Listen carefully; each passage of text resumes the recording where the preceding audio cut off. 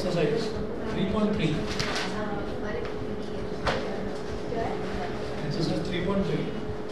Question number 2 का 5th part.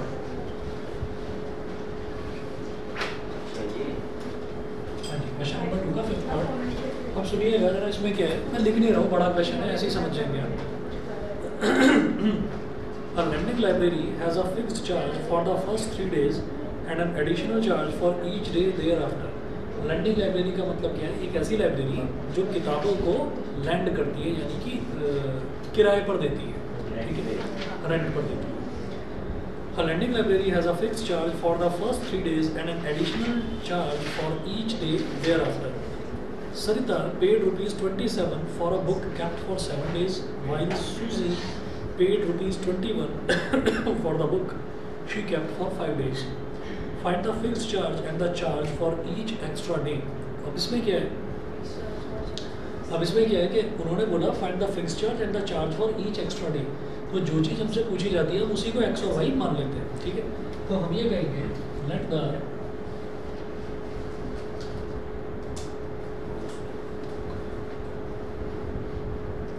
let the fixed charge be ₹x and the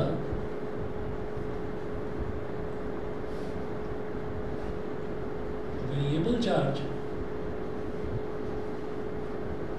let the fixed charge be ₹x and the variable charge be ₹y. तो अब उन्होंने ये बोला कि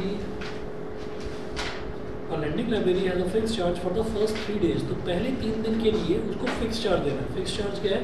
x rupees, ठीक है. और फिर उसके बाद हर एक दिन के लिए फिर वो बोल रहे हैं and an additional charge for each day thereafter. तो ईच डे देयर आफ्टर तो वेरिएबल चार्ज क्या है कि एक दिन का क्या होगा 1y, 2 दिन का क्या होगा चार्ज 2y, 3 डेज का क्या होगा 3y, ऐसा होगा. तो अब आप ये देखिए, Sarita paid ₹27 for a book kept for 7 days. तो सरिता के पास एक बुक थी वो उसने 7 दिन तक रखी.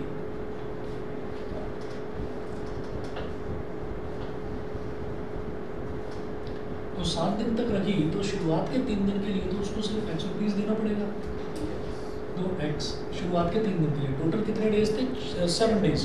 तो शुरुआत के 3 दिन के लिए x रुपीज़ देना पड़ा. अब कितने दिन बचे? 4 दिन बचे. तो x + 4y = 27, इक्वेशन नंबर 1. उसके बाद फिर सूसी की बात करते हैं. सूसी तो Susie paid ₹21 for the book she kept for 5 days. ये हर साल होता है. सूसी तो सूसू जैसा हो गया कुछ सर. सूसी हो गया वो ठीक है. तो ये क्या होता है कि हर साल जब मैं पढ़ाता हूँ ना, तो जब ये वाला क्वेश्चन आता है सारे बच्चे हंसते हैं. हर साल का ये अजीब से नाम लेकर आएंगे. अभी कौन रखता है ऐसा नाम? 9th क्लास में आपने पढ़ा था रेशमा, सलमा और मंदी. कौन रखता है? सलमा तो चलो मुस्लिम्स में रखते होंगे, लेकिन रेशमा कौन रखता है? मंदी भी शायद सिखों में रखते होंगे, है ना. लेकिन रेशमा तो हिंदुओं में तो आउटडेटेड हो गया, मेरे को नहीं लगता. आप कोई रेशमा रखेगा तो सब हंसेंगे. रखते हैं क्या? नहीं रखते. अंकुर, सैयद, डेविड, एक ये भी था, याद नहीं है? ये तीनों नाम तो फिर भी समझ में आते हैं. अंकुर तो कभी कभी कोई मिल जाता है. अंकुर मिल जाता है. डेविड है वो अदर कंट्री में. अब सूजी जो है, नहीं ये इस चीज़ को ध्यान में रखकर कहा गया था कि our country has unity in diversity. Her religion का एक बच्चा हो ऐसे. डिस्क्रिमिनेशन है एसएसटी के उसमें. गर्ल्स को फेवर दे रहा है.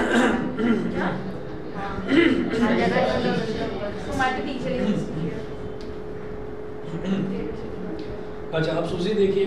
तो इसने क्या करा? इसने 21 रुपीज़ दिए for the book she kept for 5 days. तो 5 डेज का मतलब शुरुआत के 3 दिन के लिए तो इसने भी x रुपीज़ पे करे. टोटल 5 दिन का रखा. तो 3 दिन के लिए तो x रुपीज़ और बाकी कितने दिन बचे? 2 दिन. तो 2y, x + 2y = 20.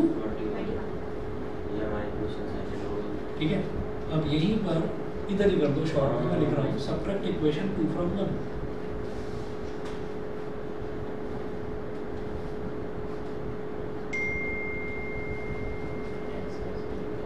subtract equation 2 from equation 1.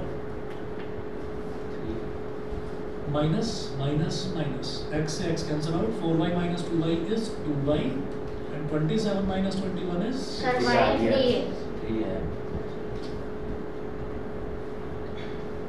तो y is equal to 3 rupees per day, है ना। तो एक दिन की कॉस्ट 3 रुपीज़ है। उसके बाद जो फिक्स चार्जेस हैं वो क्या हो जाएंगे कि फ्रॉम सर x 15 है। सर वो अपस्ट्रीम डाउनस्ट्रीम अभी बताओ सर अगला अभी में वो भी करवाओ। फ्रॉम इक्वेशन 1, अगर इक्वेशन 1 को मैं लेता हूँ तो x plus 4y 15 x plus 4y is equal to 27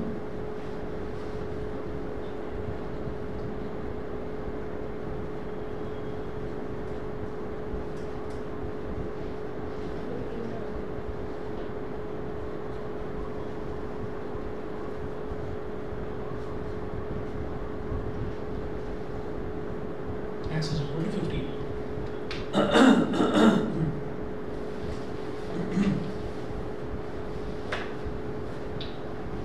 sir मेरा डाउट अभी बताते हैं, बताओ कौन सा। सर इसमें नहीं है।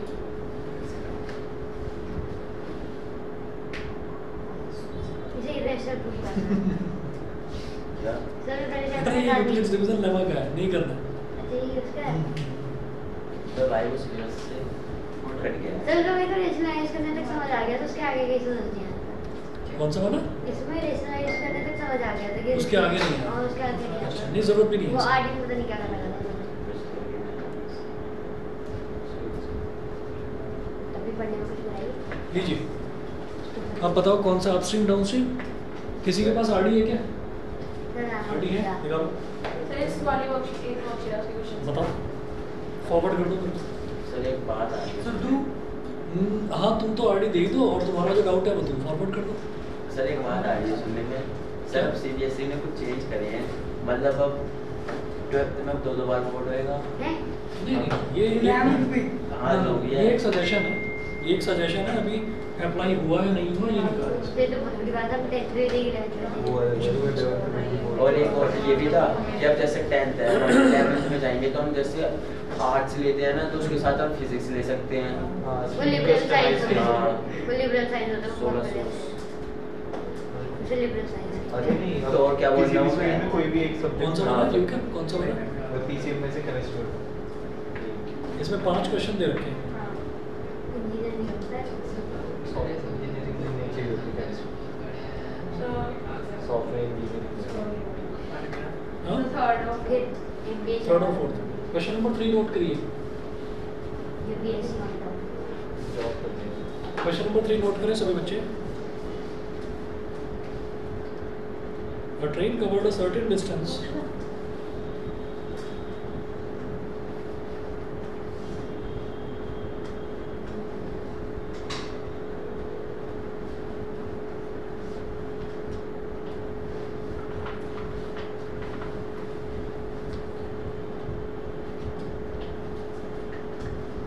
A train covered a certain distance at a uniform speed.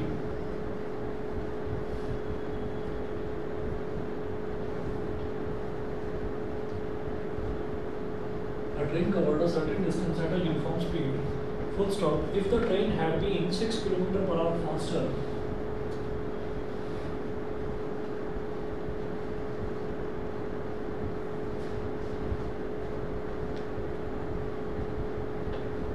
had been 6 km per hour faster,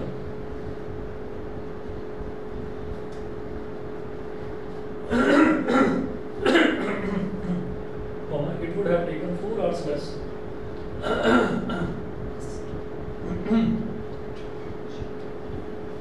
It would have taken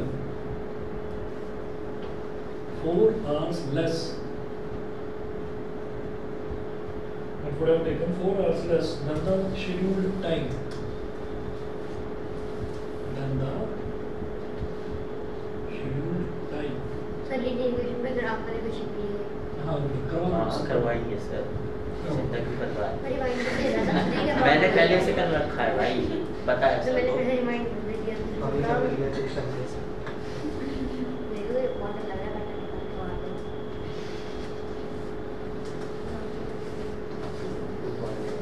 and if the train were slower by 6 km per hour, and if the train were slower by, and if the train were slower by 6 km per hour,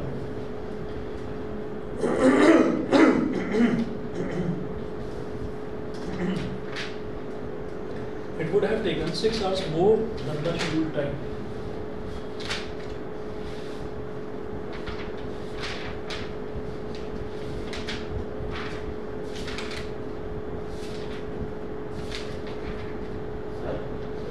ji sir मैं कहता है जैसे sir ये reflection खत्म हो जाएगा, मतलब light chapter है, इसके बाद आप कौन से करवाओगे? उसके बाद acid base and salt. Sir ये यूनिट सीजन ले मत लिया क्या हमारी मैथ कैरी पर होगा होगी यूनिट सीजन लगा गई तो है पर ऐसे प्रूवन रिएक्शन वाला भी अपने नहीं बना हुई तो लाइट के बाद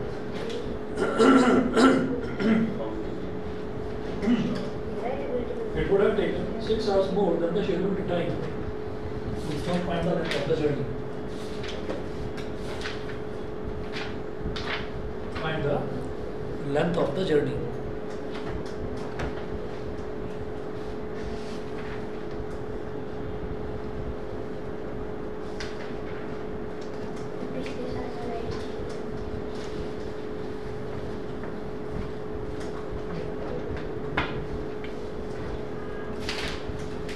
सर इसके बाद वर्ड प्रॉब्लम हाँ कराना चाहिए। देखिए क्वेश्चन में क्या दे रखा है, अ train covered a certain distance at a uniform speed. तो ट्रेन की जो स्पीड है वो चेंज नहीं हो रही है, यूनिफॉर्म स्पीड है। अच्छा उसके बाद वो बोल रहे हैं, if the train had been 6 km per hour faster it would have taken 4 hours less than the scheduled time। अगर उसकी speed 6 km per hour fast होती, मतलब स्पीड अगर उसकी ज़्यादा होती तो उसको जो टाइम है वो कितना लगता है, 4 घंटे कम लगता पहले नॉर्मल के केस से 4 घंटे कम टाइम लगता। And if the train were slower by 6 km per hour, it would have taken 6 hours more than the scheduled time। तो आप ये देखिएगा कि यहाँ पर हमसे वो पूछ रहे हैं find the length of the journey. Length of the journey यानी कि डिस्टेंस पूछा जा रहा है। उसके अलावा स्पीड में एक रिलेशन आ रहा है कि अगर स्पीड उसकी 6 घंटे ज़्यादा होती या स्पीड उसकी जो 6 km per hour ज़्यादा होती या 6 km per hour कम होती, तो इसका मतलब स्पीड भी एक अननोन है। तो स्पीड हमको निकालनी है, हम ये लिखेंगे let the speed of the train be x km per hour।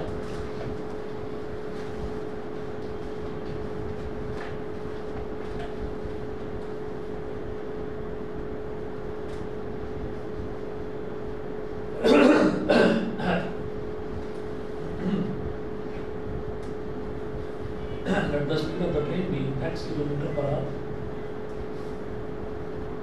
and the length of the journey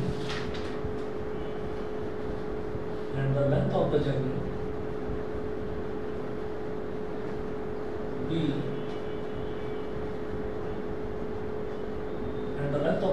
y km per hour। तो हमने ये माना कि जो उसकी स्पीड है ट्रेन की वो x km per hour है और जो डिस्टेंस वो ट्रेवल कर रही है वो है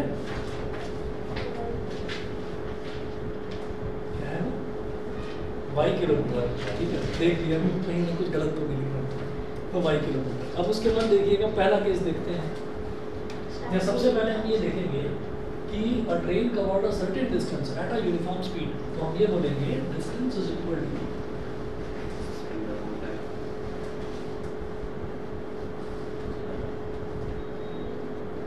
स्पीड इनटू टाइम। ठीक है, वो speed is equal to distance upon time होता है। तो जो डिस्टेंस है वो कितना है y, स्पीड कितना है x और टाइम को मान लीजिए t। तो t is equal to y upon x हो गया। समझ गए? t इज इक्वल टू क्या बोल रहे हैं? तीन वेरिएबल है। अरे सारे वेरिएबल गायब हो जाएंगे, चिंता मत करो, इसीलिए तो डाउट है। अगर आसान होता तो डाउट ही नहीं होता।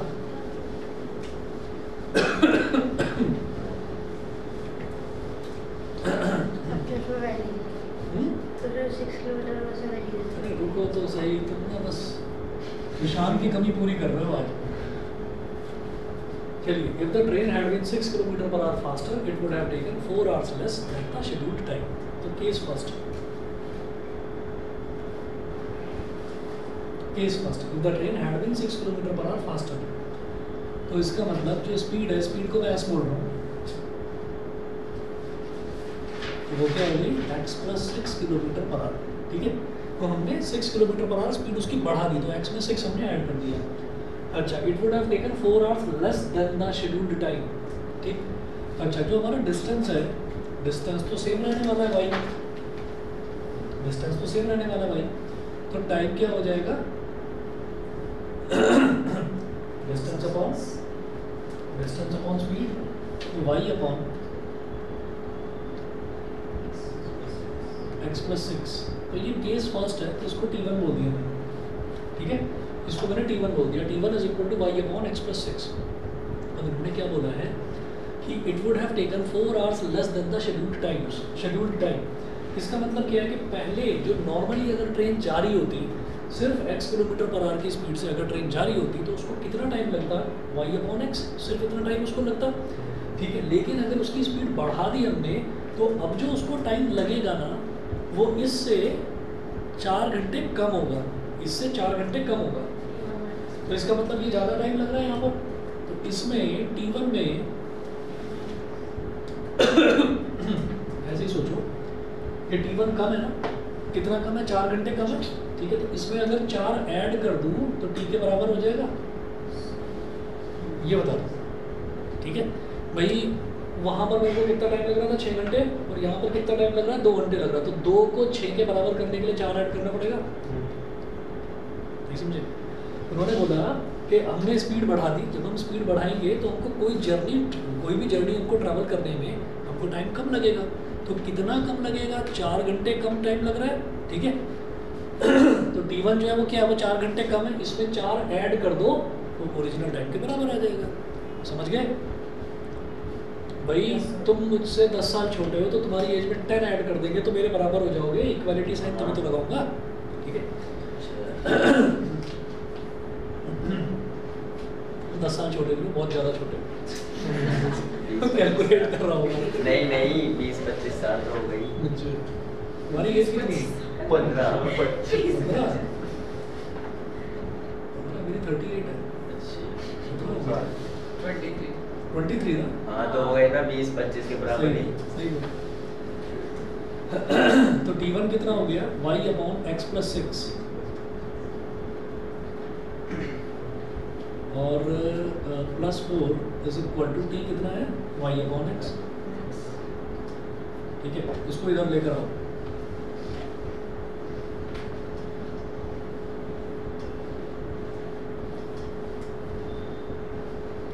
= -4, एलसीएम ले लेंगे।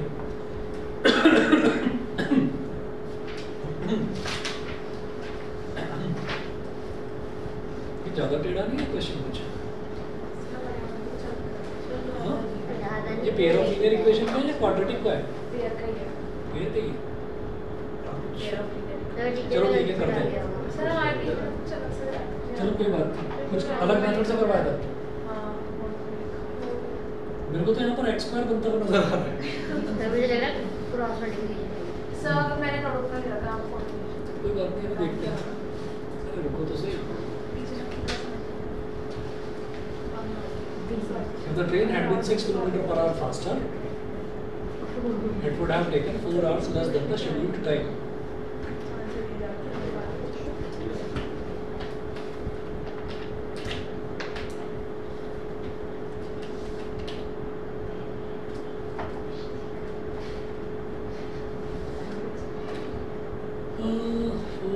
Less than the scheduled time.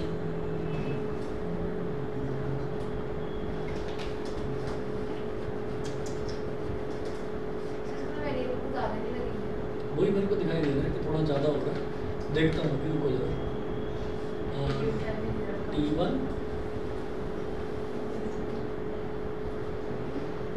+ 4 = small t आ गया।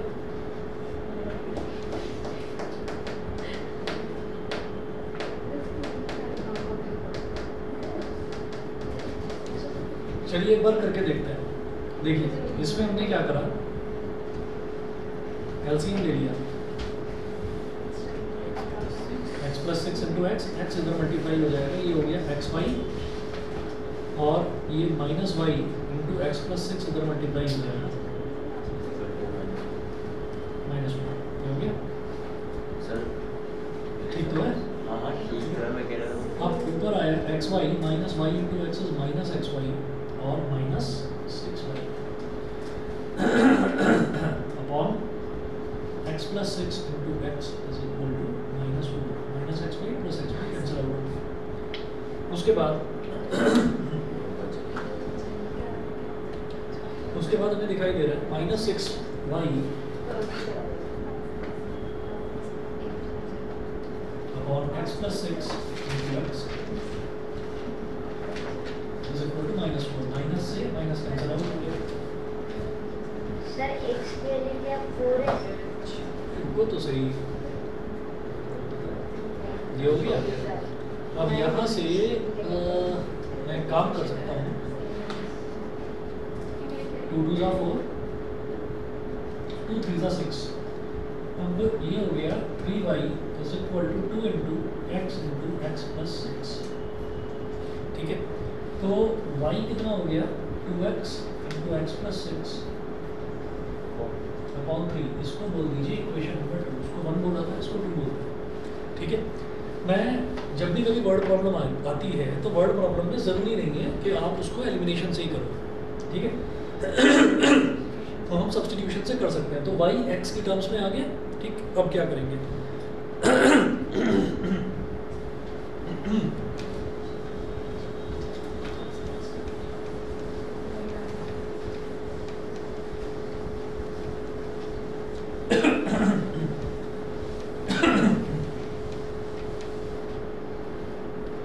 हाँ जी तो ये तो फर्स्ट केस था। अब सेकंड केस देखते हैं इसी क्वेश्चन का।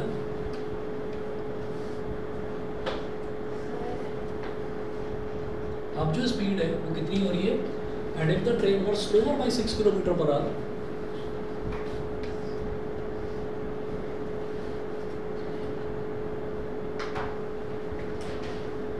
It would have taken 6 hours more than the scheduled time. तो डिस्टेंस तो वही रहने वाला है y। अब जो t2 है वो कैसे निकलेगा y अपॉन x माइनस 6 का। हाँ कुछ नहीं भाई। अब वो क्या बोल रहे हैं it would have taken 6 hours more than the scheduled time. तो शेड्यूल्ड टाइम के कंपैरिजन में अब वो 6 घंटे ज़्यादा ले रही है ट्रेन। ठीक है तो इसका मतलब T2 जो है वो T2 ज़्यादा बड़ी वैल्यू है और T2 छोटी वैल्यू है। तो इसको बराबर करने के लिए हम क्या करेंगे यहाँ पर 6 ऐड कर देंगे। ये समझ गए कि नहीं भाई T2 जो है उन्होंने बोला ना कि इस वाले केस में अगर ट्रेन को स्लो कर दिया तो वो ज़्यादा टाइम ले रही है। कितना ज़्यादा टाइम ले रही है शेड्यूल्ड टाइम से 6 घंटे ज़्यादा। जो शेड्यूल्ड टाइम था वो y अपॉन x था यानी कि t था उसमें आपने 6 आवर्स ऐड कर दिया तो इस ज़्यादा जो टाइम लग रहा है ज़्यादा के बराबर हो गया। क्लियर ठीक है t2 कितना था y upon x minus 6 is equal to t कितना था y अपॉन x प्लस 6। इसको इधर ले आओ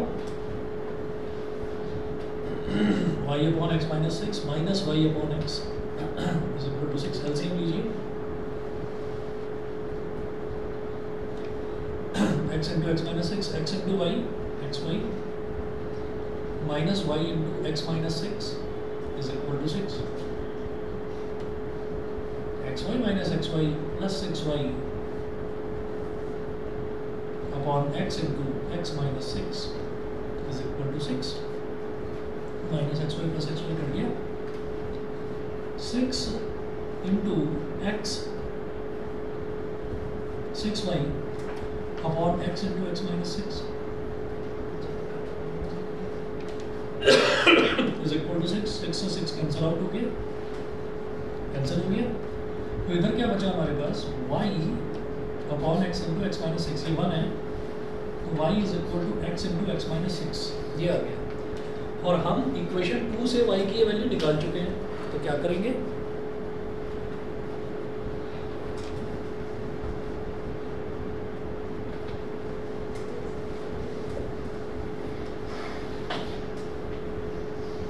ये हो गई हमारे पास इक्वेशन नंबर 3। तो यहाँ से y की वैल्यू ये आई, यहाँ से y की वैल्यू ये आई, 2 और 3 को इक्वेट कर दीजिए।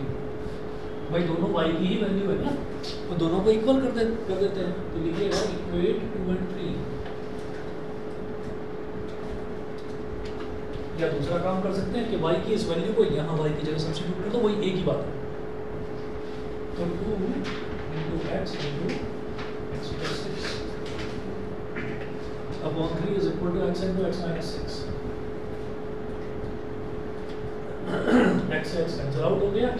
अब आप देखिए बिल्कुल आसानी से हो जाएगा 2x प्लस 1 और ये 3 इधर मल्टीप्लाई हो जाएगा 3 into x minus 6। तो 2x plus 12 is equal to 3x minus 18। 3x को इधर ले आओ, 2x minus 3x is equal to minus 18 minus 12। नहीं आते लिए वैसे दे दिया सर हमारे स्कूल में ना पता नहीं क्या आदत है, उनको ना बहुत ज़्यादा हार्ड पेपर वर्कशीट बहुत देने की। is equal to minus 18 minus 12 कितना हो गया minus 40। वही ट्रेन की स्पीड कितनी थी क्या? minus 30। अच्छा minus 30। तो इसका मतलब x की वैल्यू कितनी आ गई 30 किलोमीटर पर आवर। ठीक है, इतनी स्पीड से चल रही है नहीं, डिस्टेंस था नहीं x जो है स्पीड ही है ना, स्पीड को लिया था हमने x। ठीक है, तो हवा तो ट्रेन जो है हवा से बातें कर रही है इस टाइम।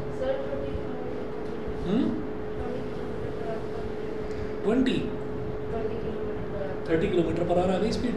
ठीक, और उन्होंने क्या पूछा था find the length of the journey, तो y पूछा था। ये बता दो क्या हो गया।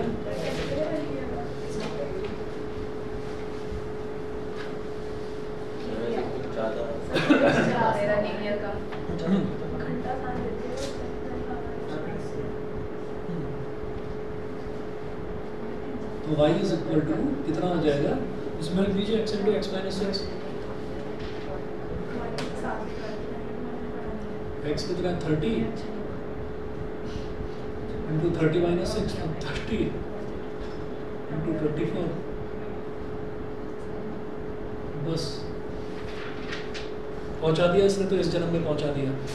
720 किलोमीटर ट्रैवल करना 30 किलोमीटर पर आवर की स्पीड से, है ना, तो रिक्शा भी आगे निकल जाएगी, है ना। कमाल है। स्पीड से कौन नहीं चलता है, वह बहुत तेज उन्हें इंग्लिश का ऐड करना पड़ेगा। पता नहीं। और कौन सा था फिफ्थ? हाँ तुम्हारा बताओ।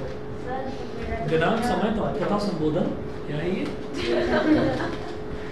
होमवर्क क्या मिला है? हिंदी का होमवर्क भी इंग्लिश में लिखा है इसने भाई। दादी और पोते की बातें, और पता नहीं क्या है, आनंद वाला त्योहार दिवाली का। ये तो कौन से चैप्टर का ये जो सूचना होता है इस पर बड़े की मात्रा लगती है। समस्त सूचना सीधी रेखा बॉक्स में लिखी जाती है। दिनांक समय तथा संबोधन लिखना आवश्यक है। सही है। अच्छा ये लेटर लिखने का वो है, संदेश लेखन में आवश्यक बिंदु। बिंदु मतलब पॉइंट। सही है। हाँ जी सर हमारे घर में छात्र में कुछ आपके बनाने के लिए यस, अब से डाउन से का क्वेश्चन है कोई? मैं वही बोल रहा हूँ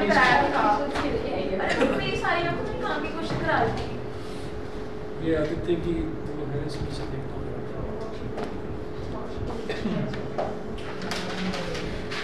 आज इंग्लिश में हमारा सब कुछ प्राइस ही बढ़ाते हैं और घटाते हैं।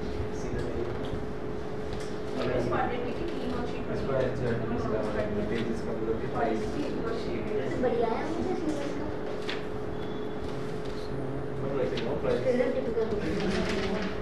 किसके क्या है? मैं पेज पलट रहा था अभी, मेरे को यही तुम्हारी वर्कशीट का क्वेश्चन मिल गया। ये ट्रेन का वर्ड। हाँ डिस्टेंस कवर्ड एक्स वाई क्या वैल्यू है सर? वर्कशीट सर हमारी ऐसी रहती है मैम, हमारी वही आ रहा है 30। अच्छा इन्होंने क्रॉस मल्टीप्लिकेशन मेथड से करा है। 30 नहीं हमारे आपने क्या कराया था 30 किलोमीटर और 720 किलोमीटर यही आ रहा है। सर मतलब हमारी जब- क्लास के जब बच्चे cross- सर हमारी क्लास के बच्चे करने लगे, हमें आता है, कर लिया मैं करके नहीं इसका भी समझा रही मैंने बोला तू ऐसे करने में गूगल कर सकता है। ले भाई मैं चलिए जी, तो फिर एक क्वेश्चन करते हैं। ज़्यादा ऊपर नहीं है। क्या हो गया? ये कहना है तेरे हाथ की शेप कैसी है? ये ऐसी होती है। इसकी तरह नौकी होगी ना। और इसको क्या बोलते हैं? एडजेक्टिव। और क्या? और? मतलब नॉट हो गया। अच्छा अच्छा। हाँ वही गाँव बोलते हैं ना और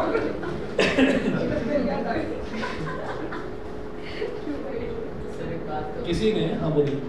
सर जब भी डी के बाद जे आता है तो डी साइलेंट हो जाता है। डी के बाद क्या आता है? डीजे डी के बाद जब जे आता है हाँ। तो जो डी जे। होता है हाँ। लेटर वो साइलेंट हो जाता है। अच्छा। कभी भी एडजेक्टिव नहीं बोलना चाहिए, वो इजेक्टिव होता है। ओ माय गॉड इजेक्टिव होता है पक्का?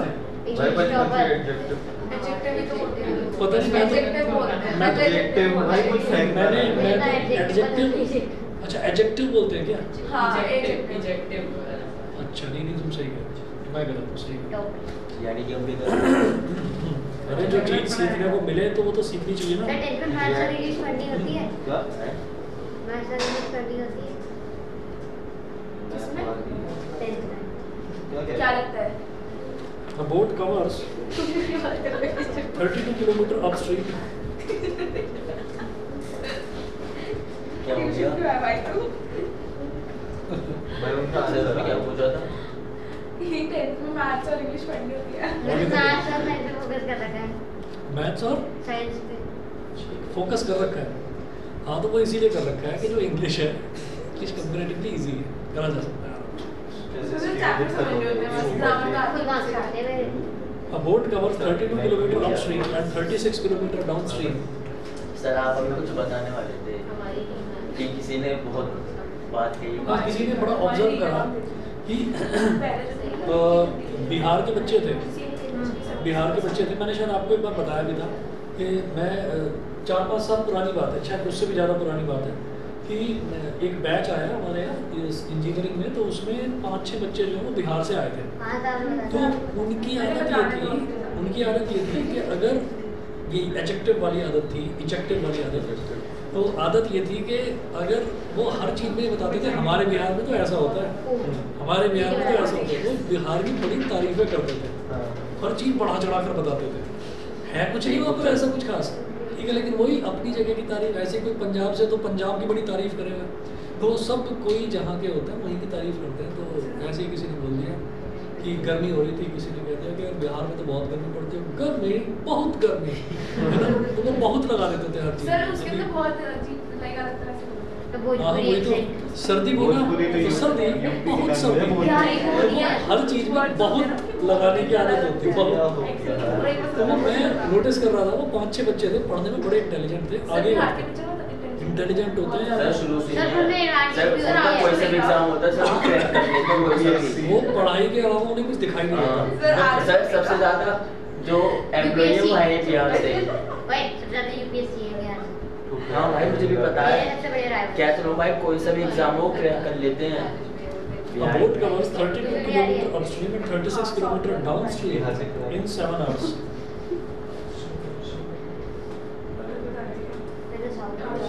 In 7 hours. अच्छा इसका मैंने एक रीज़न देखा कि मैं लाइफ में 2 बार गया हूँ बिहार, और दोनों ही बार मैंने एक बार पटना गया था और एक बार गया। जगह का नाम है गया। गया क्या था? गया तो जगह का नाम गया तो कैसे नहीं क्या बोले क्या है ना। तो वहाँ पर मैंने दोनों ही जगह में एक चीज़ देखी कॉमन, और दोनों बड़े सिटी हैं वहाँ के, तो बहुत तो वहाँ पर मैंने एक चीज़ देखी कि वहाँ पर शाम के टाइम मैंने जितने भी बच्चे देखे, लड़के लड़कियाँ, सबके हाथ में किताबें होती हैं, मतलब सब कोई कहीं पढ़ने जा रहा है, कोई कहीं, मतलब पढ़ाई का माहौल है। यहाँ पर देखो, यहाँ शाम के टाइम में अजीब माहौल होता है, गाड़ी में घूम रहा है कोई बाइक में वो हवाई जहाज वाला साइलेंसर लगा रहा है, बाइक में नहीं मारती है ना? गाड़ियों में मारती। और गोल गोल घुमा रहे हैं उसको, गाने की आवाज़ बजा रखी है पागलों की तरह। तो तेज गाड़ी चला। सर आप कोटा गए हो? कोटा नहीं गया, नहीं हम मैंने देखा वहाँ पे क्या होता वहाँ पर भी ऐसा अच्छा माहौल होगा। हाँ कोटा है। में वहाँ पे लिटरली रात को तो सब खाना खाने के सर तो हम लिए पटना गए थे तो खान सर चलो। मिले थे। मैं रात में गया। नहीं नहीं, किसी काम से गया। Also it covers 40 kilometres upstream and 48 kilometres downstream, 40 kilometres upstream, हाँ ये क्वेश्चन कराया था हाँ जी, बोर्ड वाला 48 किलोमीटर डाउनस्ट्रीम। सर हमारी मैम जो है वो आर डी शर्मा से तो देख लियो, कोई और किताब है वो नाम याद छोड़ो ना, अभी इधर देखो इन 9 hours।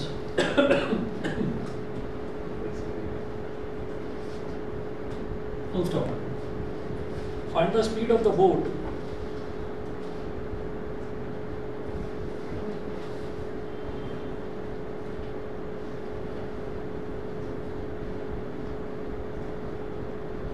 find the speed of the boat in still water and that of the stream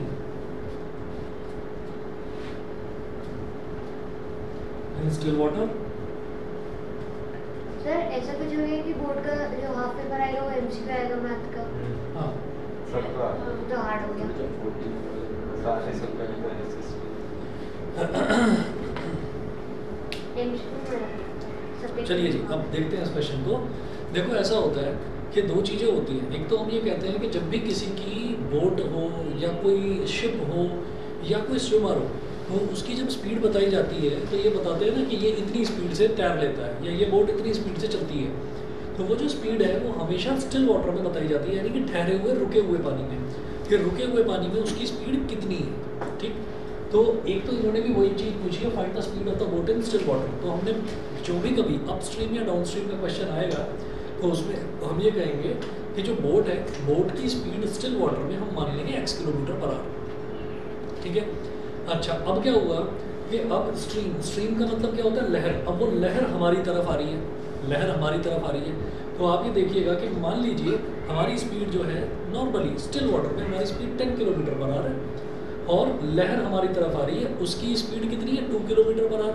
तो हम इफेक्टिवली कितनी स्पीड से आगे बढ़ेंगे, कितना 8 किलोमीटर पर आवर। भाई हम तो हमारी स्पीड तो 10 है ना, और वो जो लहर हमारी तरफ आ रही है वो 2 किलोमीटर पर आ रही है, यानी कि हमारी अपोजिट डायरेक्शन में आ रही है। तो हमारी इफेक्टिव स्पीड घटकर 10 - 2 कितनी हो जाएगी, 8 kilometre per our.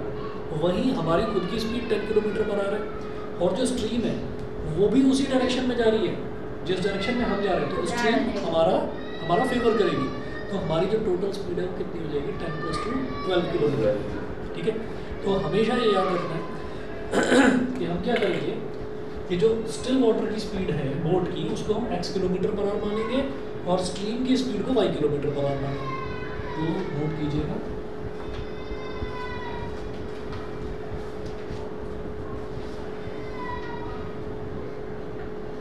let the speed of boat in still water be let the speed of boat in still water be x kilometer per hour be x kilometer per hour and the speed of stream be y kilometer per hour the speed of stream भी y kilometre per hour. तो ये चीज़ एक तो clear हो गई। अब इसके बाद हम ये अब हमें ये देखना है कि अपस्ट्रीम या अपस्ट्रीम का मतलब होता है लहरों के अपोजिट ट्रैवल करना। अपस्ट्रीम का मतलब ये है कि स्ट्रीम हमारी तरफ आ रही है। तो अपस्ट्रीम स्पीड क्या हो जाएगी,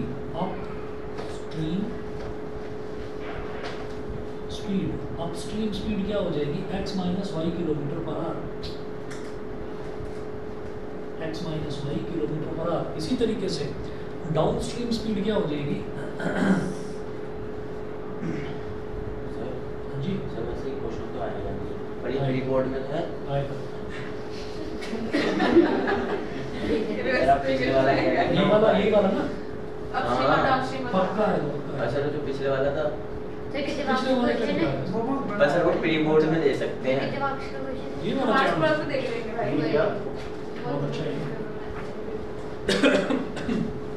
तो सर जो पिछले वाला था प्रीवियस क्वेश्चन, वो तो प्री बोर्ड में तो आ ही सकता है। ना ना इतना टफ नहीं बनाएंगे।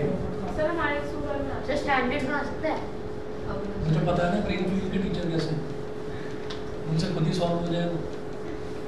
सर स्टैंडर्ड में पता आ चला सकता है पेपर में सर। दे दिया, किसी बच्चे ने कह दिया सर सॉल्व करके दिखा दो, उन्हें खुद ही नहीं आता। तो इसलिए नहीं देंगे। वाइफ कर लीजिए। नहीं देंगे। हाँ, सही बात तो है। तू ले अच्छा देखिए ये मत बोलना। अपस्ट्रीम स्पीड, वैसे ऐसा मुझे कहना नहीं चाहिए, आई एम सॉरी। कोई बात नहीं, पर इसमें से आधी बात तो सच ही है। कुछ भी नहीं कहना वैसे चाहिए। मल्टीप्लाई, एडिशन, सबट्रैक्ट सब तो हमसे पूछते हैं कि बच्चों ये बताओ, बच्चों ये बताओ। मैं आपके ऊपर डिपेंड हूँ। वो सुपर ह्यूमन है, वो उस टाइम कुछ और रिलेट करता है। अबे यार। मतलब वो चलिए अपने कोई बात नहीं, सुनिए पहले ये देखिए। तो अब देखिएगा क्या है कि उन्होंने बोला boat covers 32 kilometre upstream and 36 kilometre downstream. तो एक बोट 32 किलोमीटर अपस्ट्रीम ट्रैवल करती है और 36 किलोमीटर डाउनस्ट्रीम ट्रैवल करती है इन 7 आवर्स। तो टोटल 7 घंटे में वो 32 किलोमीटर अपस्ट्रीम और 36 किलोमीटर डाउनस्ट्रीम ट्रैवल करती है। तो इसका मतलब क्या हो गया, हम यहाँ पर लिखेंगे केस फर्स्ट में, इधर लिखेंगे अपस्ट्रीम और इधर लिखेंगे डाउनस्ट्रीम, अपस्ट्रीम और डाउनस्ट्रीम,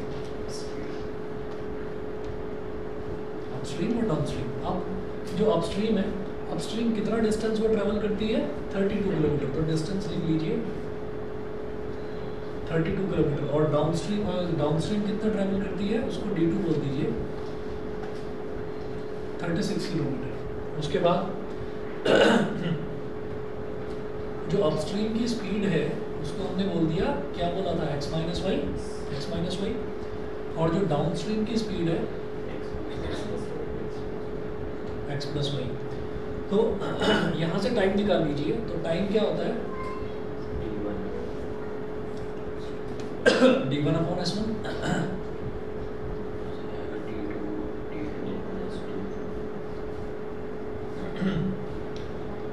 तो d1 is equal to 32 upon x minus y, और ऐसे ही t2 is equal to 36 upon 36 upon x plus y. ठीक है, t1 और t2 आ गया। तो टोटल टाइम कितना लग रहा है उसको 7 घंटे, 7 आवर्स। तो t1 plus t2 is equal to 7 hours.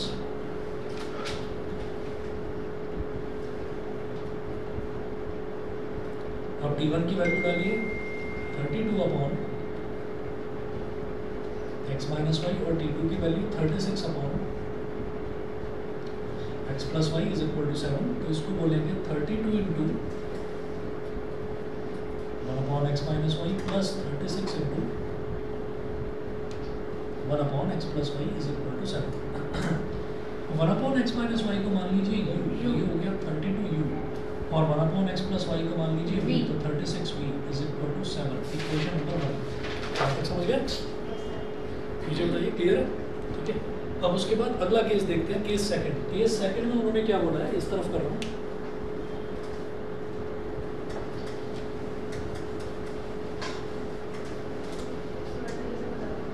नहीं समझे? बता दो।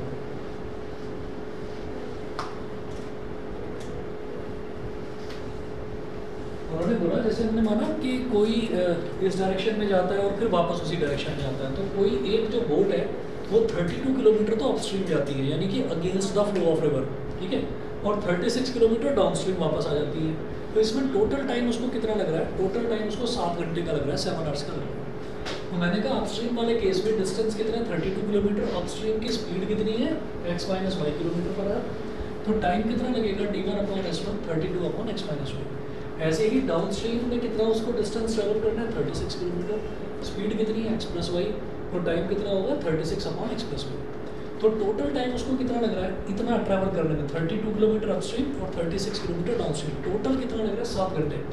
तो 32 upon x minus y plus 36 upon x plus y is equal to 7।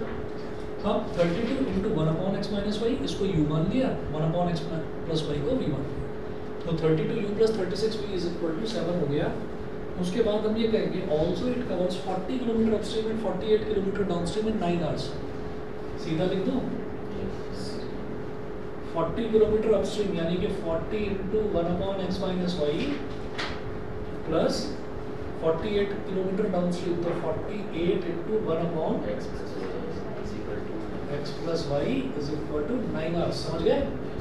वो पूरा एक्सप्लेन करने की बजाय, पूरे दोनों केसेस बताने की बजाय मैंने इतना कर दिया। क्लियर है? ठीक है। अब ये कितना हो जाएगा 1/x minus Y is u, तो 40u plus 48v equation number 2। अब ये आप सॉल्व करो। ये सॉल्व करके आपको निकालना होगा u और v। जब u आ जाएगा तो u का रेसिप्रोकल लोगे तो क्या आएगा 1/x माइनस वाई आ जाएगा, फिर x प्लस वाई आ जाएगा, फिर उनको दोबारा सॉल्व करना पड़ेगा। समझ गए? ठीक, वो आसानी से सॉल्व हो जाएगा क्योंकि x माइनस वाई आएगी, एक वैल्यू ब्रेक आएगी, x प्लस वाई तो दोनों का ऐड कर देना, plus y minus y cut जाएगा, x ऐड हो जाएगा। ठीक है। अच्छा, टाइम एंड वर्क वाले भी कुछ